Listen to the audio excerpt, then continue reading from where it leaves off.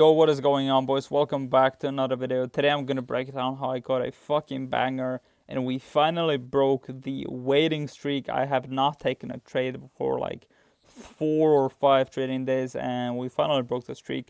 Also, I'm re-recording this video for like 5th time now because the last video, which I actually already uploaded on my YouTube channel, um, I found out it has no sound whatsoever, so I have to re-record this again and do everything over again. Okay, so let me do a top-down analysis, which I have not done in fucking forever. Okay, so starting on the weekly time frame, what do we talk about this week, and what did we talk about last week? The entire time on my Discord server and on my YouTube videos, we talked about the crazy wick which we put in, the previous week. Now, I said it every single time. I want to see this wick get filled, and I'm expecting this wick to get filled. If you guys do not know and do not understand the wick fill theory, which isn't necessarily a ICT concept, it's more of a price action type of thing. So I think it's worth for everybody to watch a video how wick fills work. But all I'm really using from ICT is these quadrants, right, to understand whether the price is weak or strong, to either upside or downside. In this case, downside, right, because we want to see this wick get filled.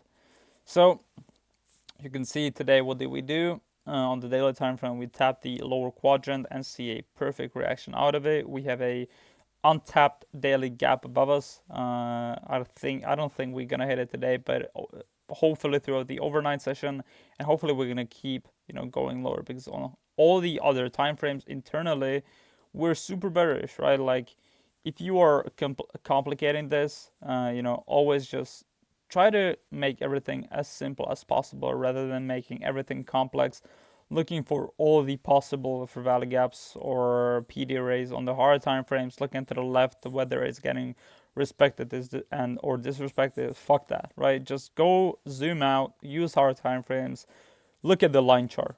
Are we going down or are we going up? Simple ass question, right? We're clearly going down. We're clearly in a downtrend. We're making lower lows, lower highs, which means we are in downtrend, okay, on all the time frames. So coming to the day, again, super bearish, right? Because we have some easy targets below us. If I'm gonna go on the daily, this is the final target which I was watching, and probably the entire goal for this week is to sweep this week. But if I'm gonna go internally now, it doesn't really make any sense for me to go on the higher time frames and look for any more confluences or whatever. Let me go directly here to where market opens. Okay, 1 minute time frame, and yeah. So market opens. What did we do? We manipulate and immediately move higher, right? We sweep this London high, and we are trading nearby this Asia high above us, which we edge. Which also, I think, if I'm going to hard time frames, was it? Yeah, this is a wick in a gap, meaning this should be protected either way. And what happened? It's protected. We move away from a V-shaped recovery, and at this point, you're just looking for sells, right? Because it's super clear what we're doing, and after seeing this candle especially, it's super clear where we're going. Super clear. If I'm gonna go on the hourly time frame, even more clear, right? Let me put this shit away. Look at this massive wick, right? Look at this massive rejection. Again, if I'm gonna use the line chart, what are we seeing? Still lower highs and lower lows. Super clear. But when we can, watch the candles and this wick, this is a massive liquidity sweep, right? We liquidate everybody, bro. Bro, I cannot even speak. It's such a fucking trap. Like, if you look here, everybody knows for sure that we're gonna sweep the Asia high, which we never end up doing. And instead we see a V-shaped recovery, this massive spike, and we just keep dumping. So at this point, I already knew that we're gonna go lower, and I wanted to take something like this at first. Something like this. But there was no real way to play this without having a negative RR, so I just decided to not take anything here, and I wanted to wait a little bit, stay a little bit patient. But now if I'm gonna talk about my strategy, right? What does my strategy continuation trading consist of, right? We want to see a clear drawn liquidity. We want to be trading a, bro, I cannot speak already. Again, let me make this again. Okay, so what do I want to see? I want to see a clear liquidity pool. I want to see trending price action. I want to see a condition met, and I want to see confirmation out of that condition. Now, the market is trending. We're going lower, right? We have every single reason to go lower.